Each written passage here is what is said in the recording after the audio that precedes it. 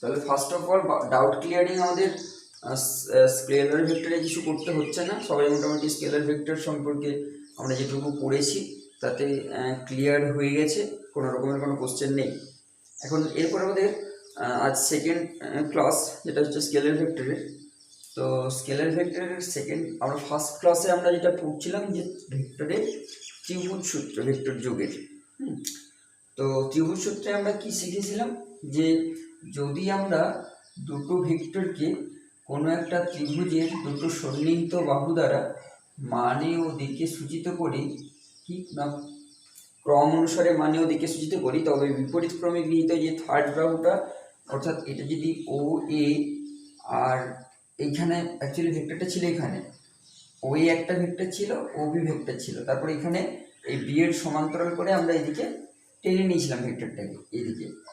তাহলে এইভাবে আমরা ভেক্টরের যোগটা এখানে আর ইকুয়ালস টু কী পেয়েছিলাম না, modulus of R equals to root over of P square plus Q square plus 2pq cos theta, যদি এখানে এদের মধ্যবর্তী কোণটা যদি থিটা হয়। আরেকটা পেয়েছিলাম, এটা যদি ফাই হয়, অর্থাৎ এই লব্ধি ভেক্টর এই পি ভেক্টরের সাথে যে কোণটা করছে সেটা যদি ফাই হয়, তাহলে কি লিখেছিলাম, যে tan phi equals to q sine theta divided by p plus q cos theta. এই দুটো সম্পর্ক আমরা পেয়েছিলাম ভেক্টরের ত্রিভুজ সূত্র, অর্থাৎ ভেক্টর যুগের ত্রিভুজ সূত্র থেকে এই দুটো সূত্র আমরা পেয়েছিলাম। এখন এরপর আমরা সেকেন্ডলি যেটা আমরা পড়বো সেটা হচ্ছে ভেক্টর যুগের সামান্তরিক সূত্র। ত্রিভুজ সূত্র সম্পর্কে আমাদের একটা আইডিয়া মোটামুটি হয়ে গেছে যেহেতু, এরপর সামান্তরিক সূত্রটা আমরা শিখব। সামান্তরিক সূত্রটা কি না, ফার্স্ট অফ অল দুটো ভেক্টর নিয়ে আমরা কিন্তু এখানেও তার যোগটা করতে চাইব। যেমন আমি যদি বলি যে পি একটা ভেক্টর আর কিউ একটা ভেক্টর, অর্থাৎ এখানে ও এ আর বি যদি আমি এরকমভাবে লিখি যে ও এ সমান হচ্ছে পি ভেক্টর আর ও বি সমান হচ্ছে কিউ ভেক্টর, তাহলে ও এ এবং ও বি যদি দুটো ভেক্টরকে আমরা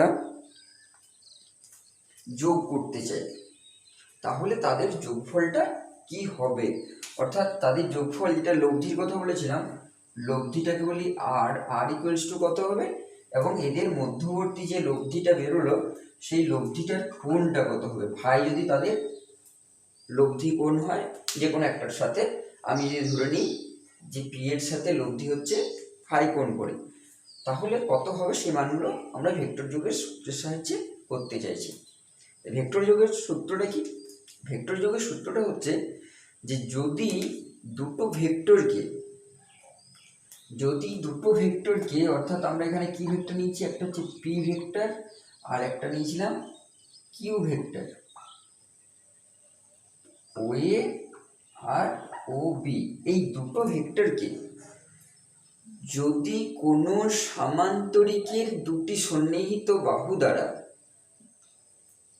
দুটো ভেক্টরকে আমি একটি সামান্তরিক, অর্থাৎ আমি যদি এখানে এটাকে একটা, আমি এটা ডটেড লাইনে লিখছি আগে, যদি আমি এরকম একটা সামান্তরিক কল্পনা করি, তাহলে সামান্তরিকের দুটি সন্নিহিত বাহু, কোন দুটো সন্নিহিত বাহু, এই বাহুর সাথে এই বাহু সন্নিহিত,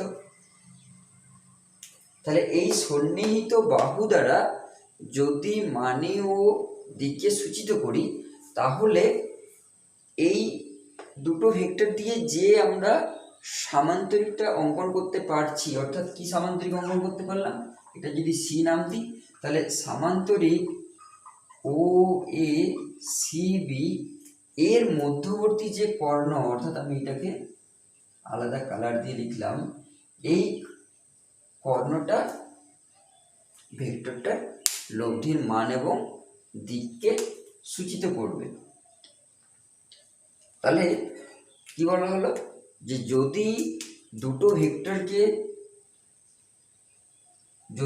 ভেক্টরকে কোনো সামান্তরিকের দুটি সন্নিহিত বাহু দ্বারা মানে ও দিকে সূচিত করা যায়, তবে সামান্তরিকের কর্ণ, এটা সামান্তরিক আমি কমপ্লিট করে দিচ্ছি। সামান্তরিকের কর্ণ ভেক্টর দুটির লব্ধির মান ও দিককে সূচিত করবে। অর্থাৎ এখানে কি হবে, এখানে এই আর ভেক্টরটা দেখো এই ওএ এবং ওবি এই যে দুটো ভেক্টর, সেই দুটো ভেক্টরের লব্ধিকে সূচিত করবে। তাহলে এখন আমরা এটা কিভাবে প্রমাণ করব? সন্নিহিত বাহু, আমি সন্নিহিত বাহুটা কিন্তু এরকম করে নিতে পারি। ধরো আমার দুটো ভেক্টর আছে, এরকম এরকম একটা ভেক্টর আছে, এরকম একটা ভেক্টর আছে, তাহলে সেটাকে যদি আমি এরকম করে সমাধানটি কমপ্লিট করি, তাহলে এটা হবে তার লব্ধি। আমি ধরো এরকম করে সমান্তরিকটা নিতে পারি, এরকম দুটো ভেক্টর আছে, এদিকে একটা ভেক্টর, এদিকে একটা ভেক্টর আছে, আমি এটার সামান্তরিকটা কমপ্লিট করলাম।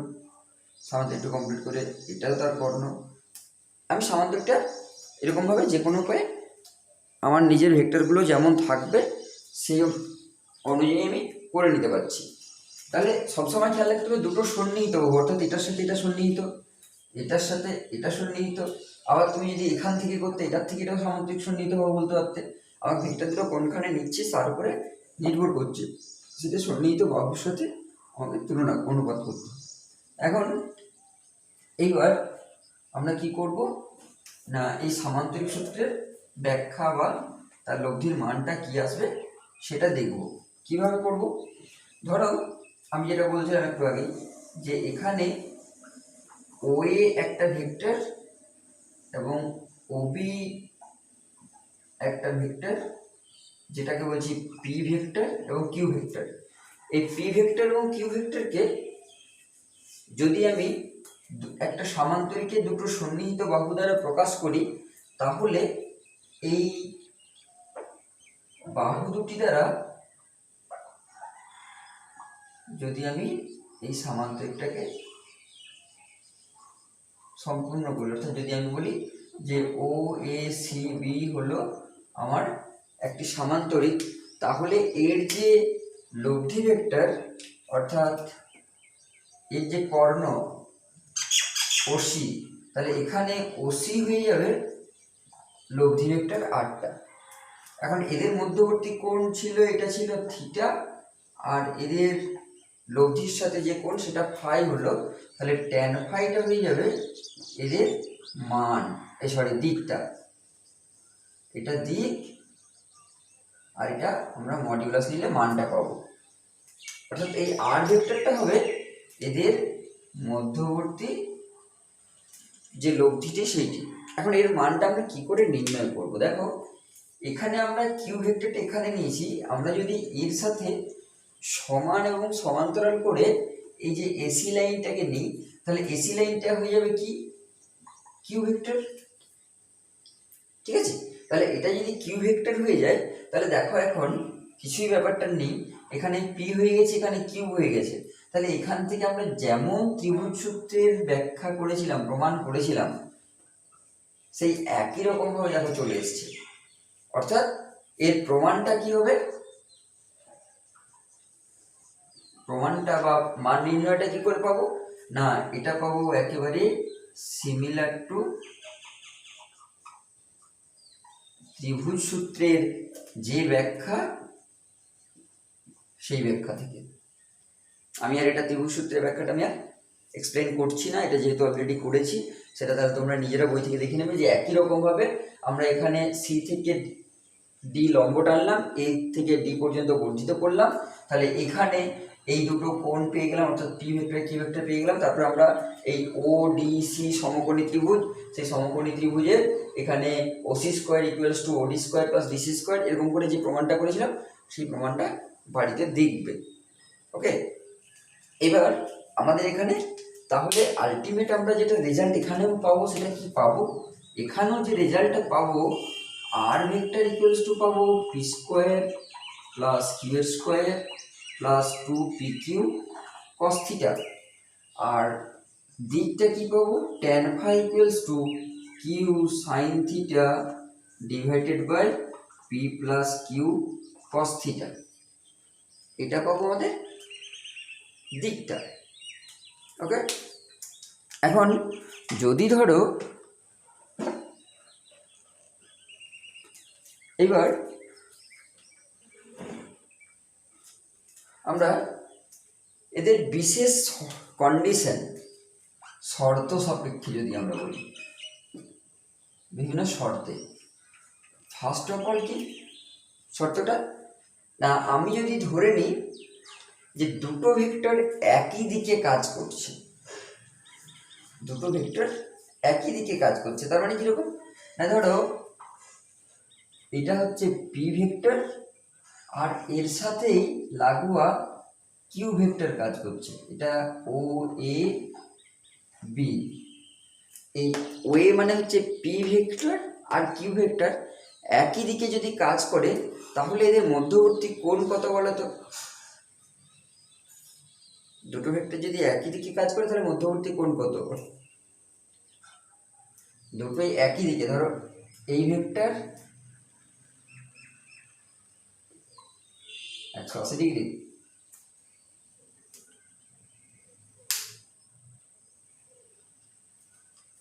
দুটো ভেক্টর একই দিকে কাজ করছে,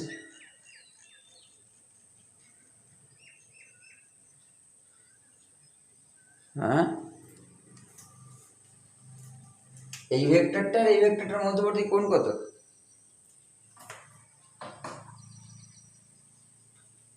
এই ভেক্টরটার সাথে এই ভেক্টরটার কোণ কত?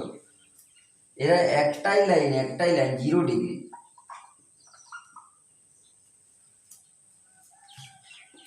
এটা যদি এইদিকে হয়, এটা যদি এইদিকে হয়, তখন এদের মধ্যবর্তী কোণটা হচ্ছে 180 ডিগ্রি। দুটো বিপরীত দিকে, দুটো বিপরীত দিকে হলে 180 ডিগ্রি, দুটো যদি একই দিকে হয় তাহলে 0 ডিগ্রি। এই যে এই ভেক্টরটা তুমি ভালো করে লক্ষ্য করে দেখো, দুটো সমান, ধরো এই ভেক্টরটা আছে, এবার এই ভেক্টরটার উপরে আরেকটা ভেক্টর উপরিপাত করলো, তাহলে কত হলো? হলো 0 ডিগ্রি। হ্যাঁ, মধ্যবর্তী কোণটা হলো তাহলে থিটা ইকুয়ালস টু 0 ডিগ্রি। এবার আমরা এখানে কি মান পেয়েছি? P square plus Q square plus 2pq cos theta, তাহলে cos 0 কত? cos 0 হচ্ছে 1, তাহলে cos 0 যদি 1 হয় তাহলে r সমান কত হয়ে যাচ্ছে? √of p square plus Q এর স্কোয়ার প্লাস 2pq ইন্টু 1, তার মানে এখানে কি হয়ে গেল? পি স্কোয়ার প্লাস কিউ এর square plus 2pq equals to √of p plus q তার স্কোয়ার সমান পি প্লাস কিউ। অর্থাৎ দুটো ভেক্টর যদি যোগ করি তাহলে এখানে আমাদের এটা কি হয়ে যাচ্ছে? দুটো ভেক্টর যোগ করলে ভেক্টর দুটো প্লেন সাধারণ যোগের মতো হয়ে যাচ্ছে, ঠিক আছে?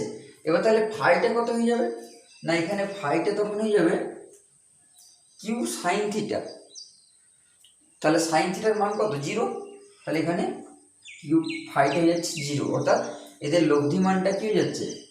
প্লেন একটাই লাইন হয়ে যাচ্ছে। তার মানে কীরকম, আমি যদি ধরো এরকম করি যে ধরো দুটো ভেক্টর মানে আমি ধরো একটা খুঁটিতে এরকম করে একটা খুঁটিতে দড়ি বেঁধেছি, এই খুঁটিটার দড়ি বেঁধেছি। এইবার দড়িটাকে আমি এইরকম একজন লাইন দিয়ে একটা দড়ি ধরে টানছি, আর এই দড়িটা ধরেই আমি আরেকজন টানছি। তাহলে দুজন যদি টানি তাহলে খুঁটিটা আলটিমেট কি হবে? আলটিমেট এদিকেই হেলে পড়ে যাবে বা ভেঙে যাবে। তার মানে কি দুজনের ফোর্সটা, এদিকের যে ফোর্সটা সেই ফোর্সটা যোগ হয়ে গেল, তাহলে দুজনে একই কোণে থাকলো।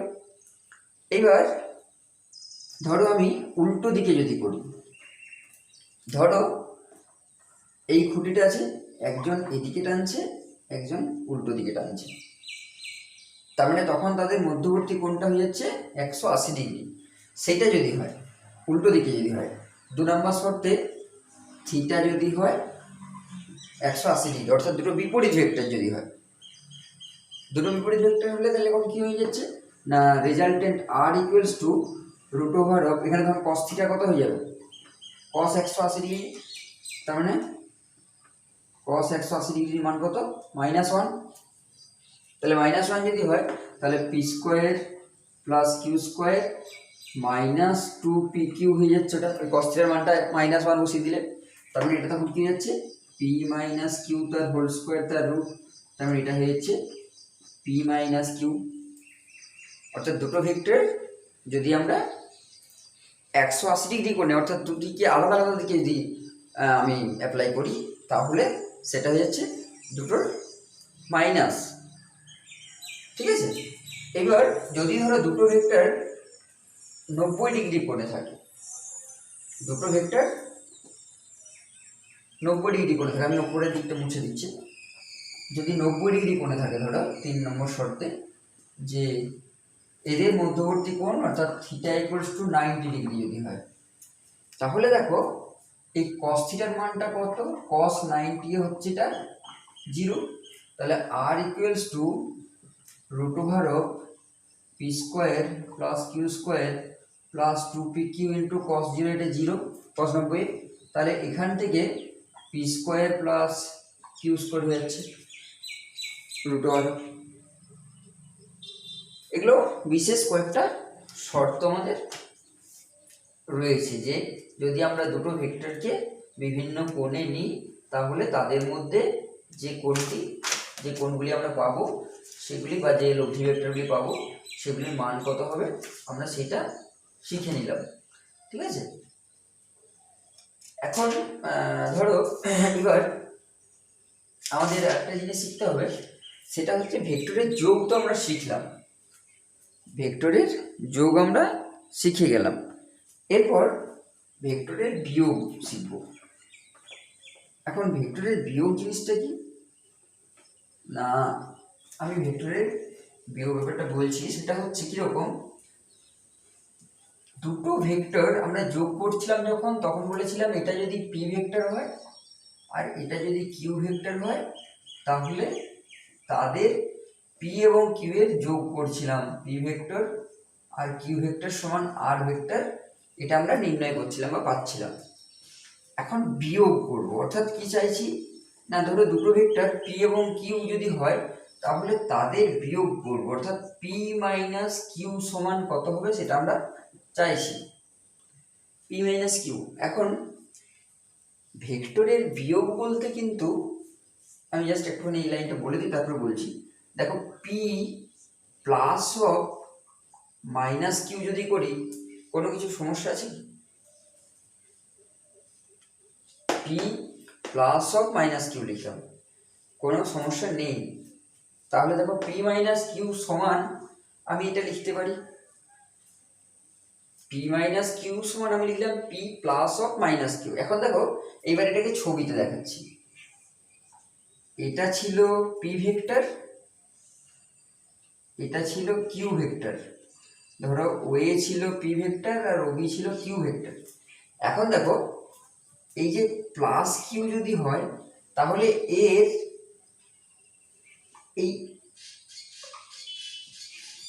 এই যে প্লাস কিউ যেটা ভেক্টরটা লিখলাম এই ভেক্টরটার বিপরীত ভেক্টর তাহলে কি, বিপরীত ভেক্টরটা হয়ে যাচ্ছে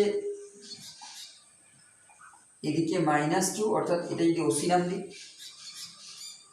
তার মানে এখানে ভেক্টরের বিয়োগ বলতে প্রকৃতপক্ষে কিন্তু সেটা ভেক্টরের যোগেই, কিন্তু কি না একটা বিপরীত ভেক্টরের যোগ, অর্থাৎ এই যে প্লাস কিউ ভেক্টর যেটা লিখেছিলাম প্লাস কিউ ভেক্টরটা যদি আমি মাইনাস কিউ ভেক্টরে করে নিই তাহলে সেটা পি মাইনাস কিউ ভেক্টর হয়ে যাচ্ছে, অর্থাৎ তাদের যে লব্ধিটা হবে সেই লব্ধিটাই কি হবে, তাদের যে লব্ধিটা হবে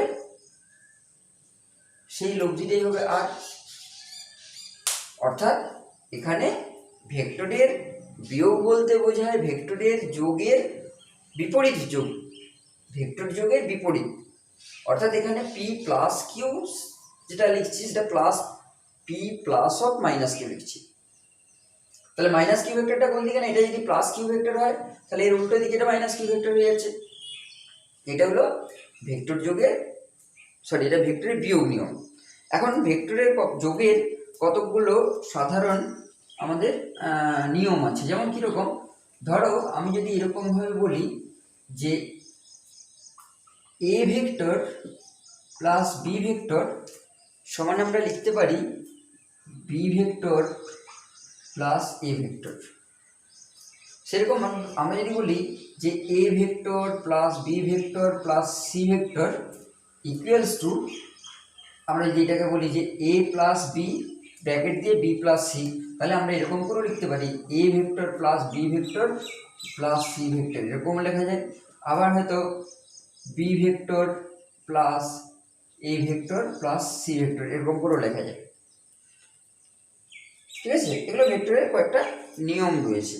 এখন এখানে ভেক্টরে যখন আমরা লব্ধি, এই যে বিয়োগটা করলাম, সেই বিয়োগের ক্ষেত্রে যদি আমি লব্ধিটার কথা বলি, তো লব্ধিটা আমরা কী করে নির্ণয় করবো না, একই রকমভাবে পি এবং কিউ ভেক্টর যেমন আমরা ক্লিক করছিলাম সেখানে এখানে -q করে নিলাম, দিয়ে এবারে আর যেমন বার করবো তখন এখানে কোনটার ব্যাপার আছে, কোনটা এখানে কি ছিল, এখানে ছিল থিটা।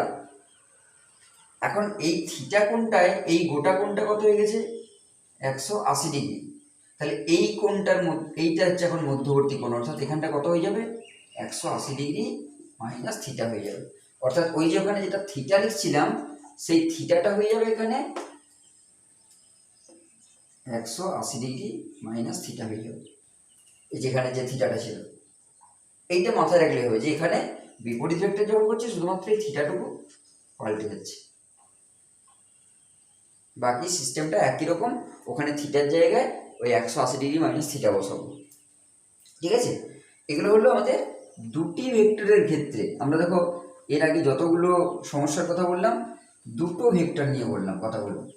এখন দুটো ভেক্টর মানে কি বোঝায় না, ধরো আমি যদি দুটো ফোর্স তো একটা ভেক্টর, বল ভেক্টর, তা বল ভেক্টরটার কথা যদি বলি, ধরো আমি এখানে একটা ওই যেটা বলছিলাম যে একটা খুঁটিকে বেঁধেছি, আটকেছি, দিয়ে তার উপরে দুটি মাত্র বল প্রয়োগ করছিলাম, একটি এই বরাবর আর একটা যে কোনো দিকে এই বরাবর। আমি এরকম দুটো, অর্থাৎ আমার ধরে এই কলমটা রয়েছে, কলমটাকে আমি এদিকে আমি ধরে টানছি আর কেউ হয়তো এদিকে ধরে টানছি, দুজন দুদিকে ধরে টানছি, দুটো বল নিয়েছিলাম।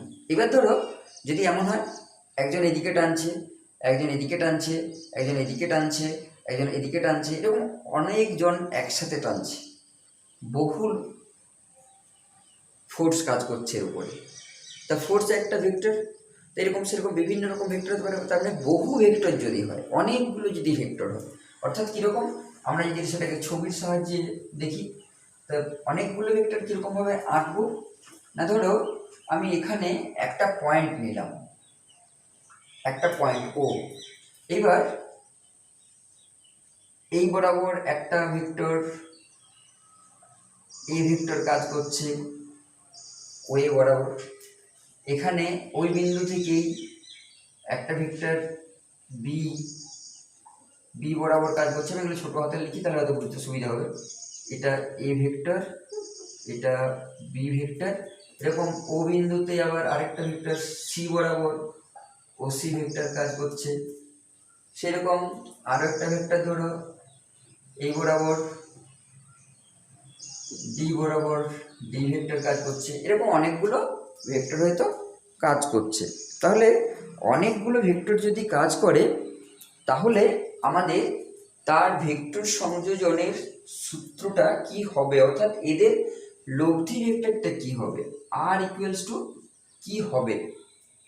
আমাদের এখন আর ভেক্টরটা যদি নির্ণয় করতে হয়, এখানে দেখো অনেকগুলো ভেক্টর যখন আমি লিখব তখন আমি যদি এরকম করে বলি এর বিকল্প একটা ছবি যদি আমি আঁকি, এটার ইকুইভ্যালেন্ট একটা ছবি যদি আঁকি, তাহলে এখানে ও একটা বিন্দু নিলাম, ও বিন্দুটার সমান এবং সমান্তরাল করে আমি ও এ ভেক্টর টানলাম,